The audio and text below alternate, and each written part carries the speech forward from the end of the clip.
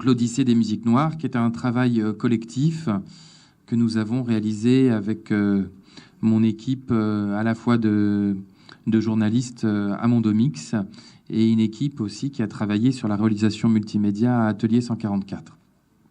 Voilà. Et je tiens à remercier pour cette exposition le Moupana, le musée du Panthéon national qui nous accueille aussi pour cette conférence, et l'Institut français qui a permis l'exposition et qui a permis que nous puissions venir ici la réaliser. Alors la conférence que je vais faire aujourd'hui, j'espère qu'elle sera le plus interactive possible, mais interactif au sens naturel du terme, analogique, c'est-à-dire que vous puissiez poser toutes les questions que vous souhaitez. Ce dont je vais parler aujourd'hui, c'est tout ce qui est de l'ordre de la muséographie et du numérique, des technologies, sachant bien sûr que suivant les pays, les régions et les musées, il y a énormément de disparités dans l'utilisation du numérique, puisque ce sont des technologies qui sont encore relativement coûteuses et qui demandent de la maintenance. Et donc, ce n'est pas encore quelque chose de totalement uniforme et développé pour la question de la muséographie. Alors, ce qu'on va aborder ce matin, c'est 4 choses. Je vais vous faire un bref état de l'art des usages numériques dans les musées, avec un rappel contextuel. On va parler d'espace immersif et d'interactivité spectaculaire. Quel type de médiation pour quels outils? Et en même temps, je parlerai des technologies qui sont utilisées pour la muséographie numérique.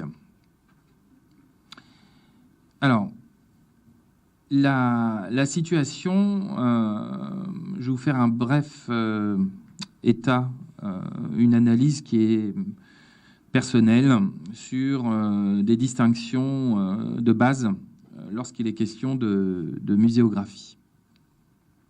Alors j'espère que ça va intéresser les scolaires ici, ça va peut-être être un peu une approche métier, mais en même temps ça va vous donner une perspective intéressante sur la question de qu'est-ce qu'est un musée.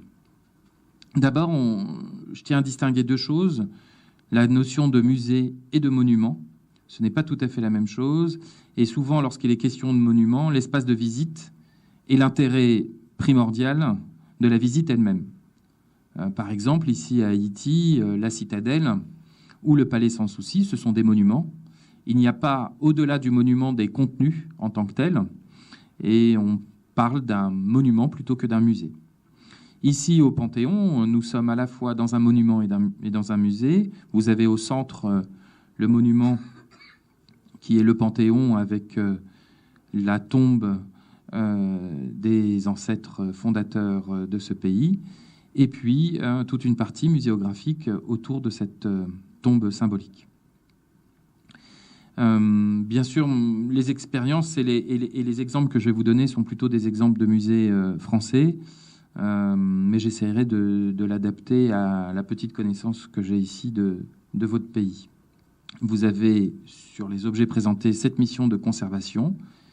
Il faut que ces objets qui constituent le trésor national et l'histoire puissent être conservés dans de bonnes conditions. Et généralement, dans les musées, vous avez beaucoup plus de choses conservées que de choses exposées. Le musée a aussi une mission d'acquisition, c'est-à-dire que dans beaucoup de situations, au cours de l'histoire, les objets, l'ensemble des choses qui ont eu de la valeur dans le temps ont été dispersées. Et donc, les missions des musées sont d'acquérir de nouveau ces objets, de les rassembler, afin de reconstruire de la manière la plus juste possible l'histoire. Et puis, bien entendu, la mission de diffusion auprès de tous les publics, les visiteurs, les scolaires, etc. Il y a, bien entendu, des objectifs aussi d'image, et ça va être extrêmement connexe à la question du numérique, et des services publics, puisque généralement les musées sont des établissements publics, et donc qui ont des missions de services publics rattachées à leur mandat. Concernant les collections et le contenu des musées, il y a 2 objectifs majeurs. Bien entendu, d'apporter du contenu aux visiteurs, satisfaire sa curiosité en lui apportant les connaissances qu'il recherche, lui faire découvrir des savoirs nouveaux vers lesquels il ne serait pas forcément dirigé, et le pousser après sa visite, on espère, à approfondir ses connaissances.